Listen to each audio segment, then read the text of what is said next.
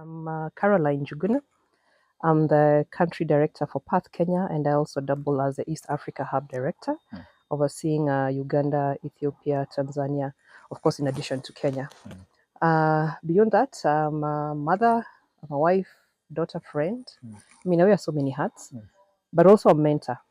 A mentor to many women, girls, because I'm a firm believer in raising others as I climb up. Yeah. Of course, I've had many pieces of advice, which are all valuable. But I think for me, one that I carry close to my heart dearly is excellence is a game of inches, right? It could be excellence, leadership, success. They all lead to the same thing. Yeah, it's a game of inches, and I know this is borrowed from the sports world, where many small inches, of course, influence the outcome of the game. Yeah. So at times we get lost and stuck in the big grand things. You're waiting for that big moment. But if you just break it down to small wins, what I'm calling inches, then over time that becomes, this big thing. Think of leadership. It's about, being a better listener every day. The values that you live, leading authentically, the relationships that you build. And all these over time, the sum total of it, leads to things that are even bigger and grand. Yeah, so that's what I've carried with me, not focusing on the big things, but on the break it down. sweating the small stuff. Exactly. So becoming an inch better every day is what I try to focus on. Yeah. When I was transitioning from Safaricom, back then it was when Safaricom was, it still is one of the largest telcos in the region. But leaving Safaricom, a very lucrative organization, and jumping ship to the development sector, I moved to an NGO that nobody knew of, but I was very clear in my mind what I wanted. The thing is, at times when you work for the big corporates, there is such level of specialization, you hardly sort of stretch yourself. So on my end, I was a service activation team lead and mainly on the core infrastructure. But I wanted more, even with my personality. I didn't want to be that woman behind the black screen. I wanted to engage. I wanted to see how my contribution connects with the larger business. Yes, I was doing it in small bits, but I wanted to do it at a higher level. And given where I was at that time, I had to jump ship, maybe to a smaller organization, and get that exposure where you're sort of a jack of all trades. You're the decision maker, you're the doer, etc., etc. So I think for me that was a defining moment, because since then it's been a different story. Yeah. Path is a health organization. I don't have a background in public health. I'm not a doctor. I know when I meet people in the street, they'll call me Dr. Njuguna by the fact that I work with the Ministry of Health a lot. But I think what I've learned from Path is we limit ourselves and we box ourselves too much as individuals, where we impose barriers, and especially women, we do a lot of self-sabotage, where when opportunities come, you want to tick all the boxes. We are not willing to learn. We are not willing to stretch ourselves. I keep saying Path is a land of opportunities, as long as you show, you have something, to put on the table. Yeah, so for me, that has been the greatest learning. Yeah, don't box yourself. First of all, being in a new space, public health is very different from my background. So had to do a lot of learning, being vulnerable enough to say, I don't know, and you're leaning on the expertise of others fully. Because even when I joined Path, I joined a technology role. I was overseeing IT operations across the globe. Then before I moved to this leadership role, more on public health side. So I came from a space where I'm the expert in what I do to a place where you're leading experts, right? And there's that realization that you have to be a better listener, you have to trust a bit more.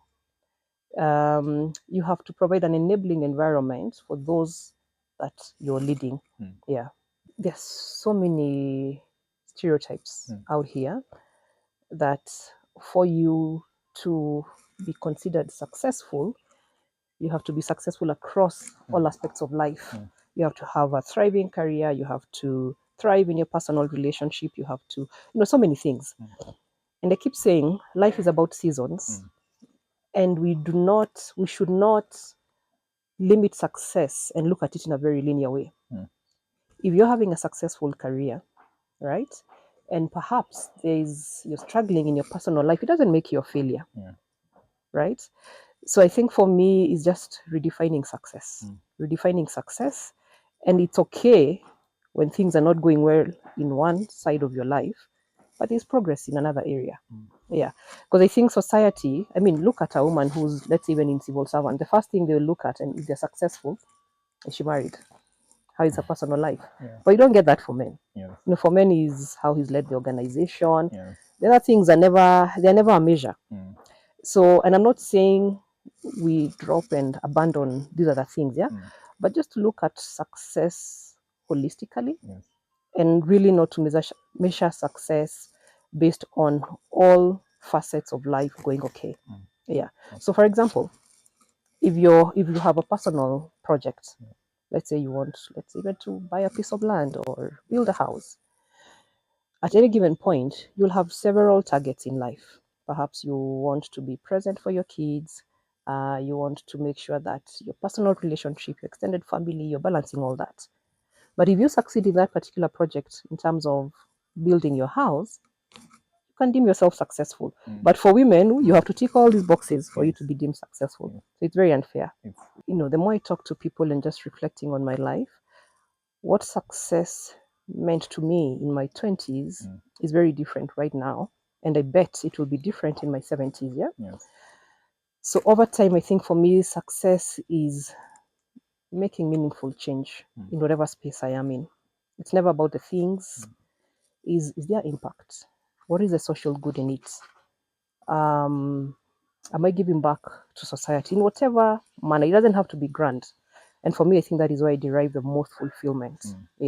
I've been at the forefront in really spearheading strategic engagement and relationship with Ministry of Health. And I think for me that is so critical, because the work that we do, we want the government and the ministry to take ownership for sustainability. We're not here forever. So just seeing us and seeing the institution having those, intricate and nurtured relationship with Ministry of Health, where even government sees us as a go-to partner in various fronts. I think for me that's a huge achievement. And I'll give you an example of some work we did. At Pumwani Hospital, Perth set up the first human milk bank in East and Central Africa. Now the project ended, but till today, that project is operational, led by government. And I think for me, that's a great achievement, where even when we step back as an institution, because we are an NGO, seeing the government taking ownership and running with such pieces of work. Like I said, I'm always learning, relearning, and learning. And the beauty is, even in the institution that I lead, we have so many opportunities for learning. We've just partnered with LinkedIn for a learning platform where you map out your career path and what learning support you need. So that is excellent. The institution has also sponsored me with various leadership programs. So I was one of the initial class that was sponsored by Perth for the McKinsey Black Executive Leadership Training, and that's a huge thing globally. This year I graduated from Women Lift East Africa. So this is a program that seeks to empower women leaders in public health, but also at an individual level, just really looking at my network and making sure that it's rich enough to make sure that I'm always keeping abreast with the changes and what's new in the market. And of course, having young kids, they keep me on my toes. Well, I don't know what is your definition of having it all, but I believe you can have harmony in life. Some form of integration. There'll never be a perfect balance. Like I said, there are seasons.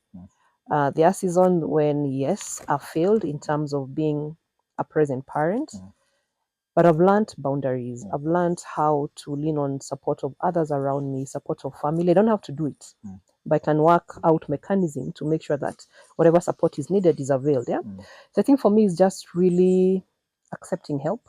As women, and especially women leaders, we don't know how to accept help. We want to be the hero in everything. So I've learned to accept help. I've learned also boundaries, but also, of course, with flexibility. And I'm a more intentional parent because one of the things I've had to give away is time. As you rise up in leadership, of course, it drains a lot of your time. You have to sort of put in extra hours, work late, travel. You're on holiday, you have to pick a call here and there. So I really purpose weekends is my time with them. Yeah. They're my handbags. Yes. Yeah. Like I'd love to read the Bible every day. Yes. At times, you're finishing calls at 9, you have homework to check. By the time you're going to bed, you say the grace and sleep and wake up in the morning. Yeah.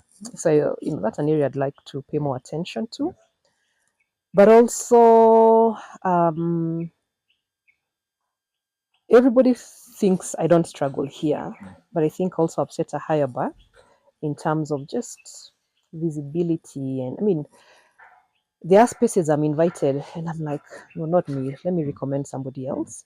So slowly I'm learning to say yes. And I learned this when we were doing women lifts, about visibility and personal branding. And visibility is not just for me. I show up as a package. It's the institution as well.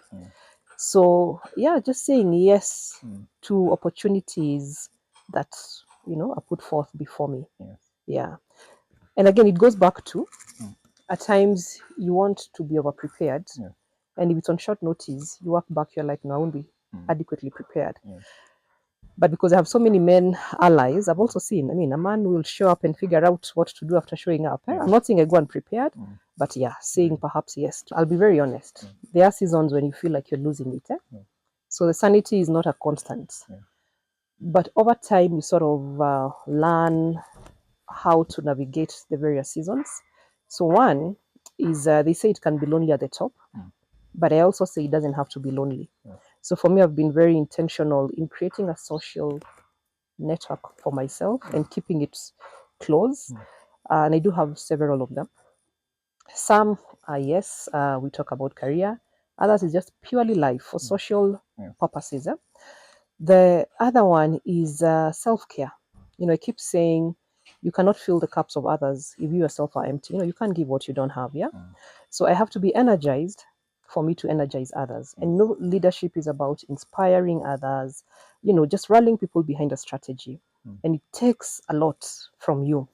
So I've carved out time for self-care. Every Friday I go for Zumba faithfully, unless either I'm travel or something.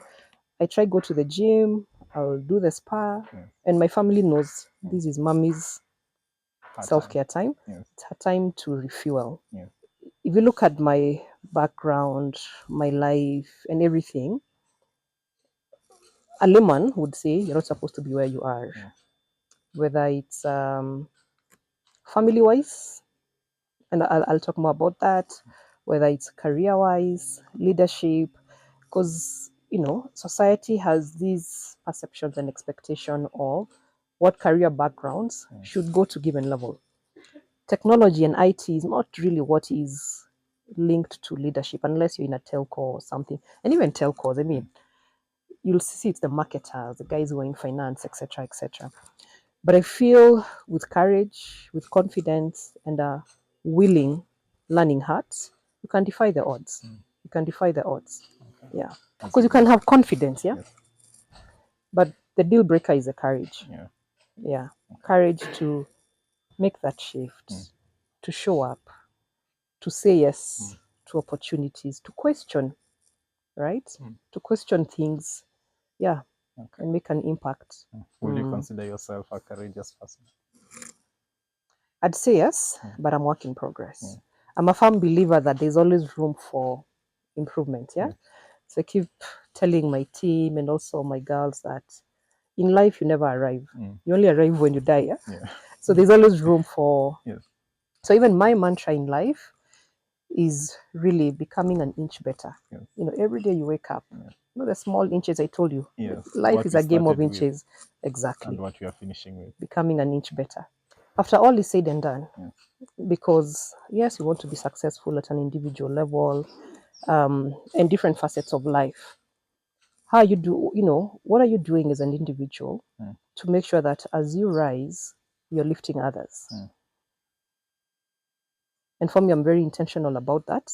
And that's why even within the institution, I championed the platform known as Wired. Women inspired, resilient, engaged, and disrupting.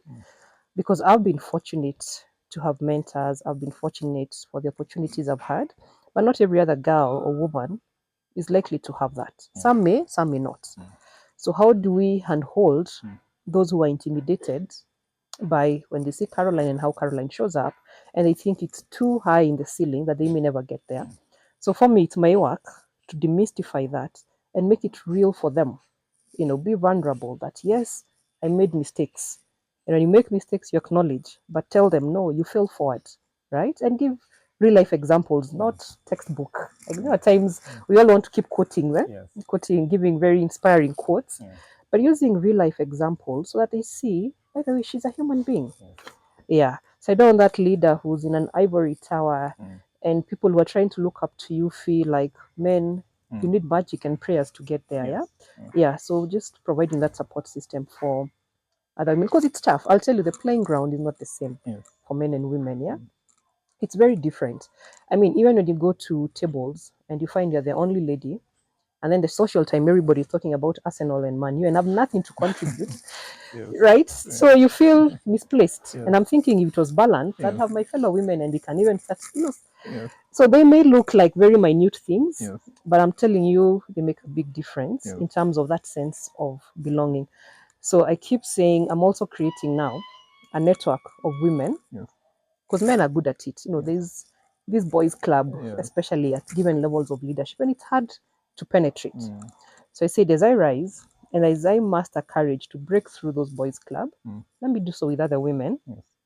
If they'll not be with me in the front line, at least they'll support me from behind. They'll be the one to sort of penetrate those walls. I'm 39. For me, I don't see the big deal about age. I mean, like, if you wanted, you can go to school and get the records. So I have never understood the fuss about age. I'd say yes. And I must say, I feel blessed. There are areas I didn't think I'd get to at this early age, depending on who I'm talking to. So I think looking back, I have no regrets. And looking forward to, they say life begins at 40, so I'm really waiting for my 40th to feel this life they talk about. What is this life? What is it?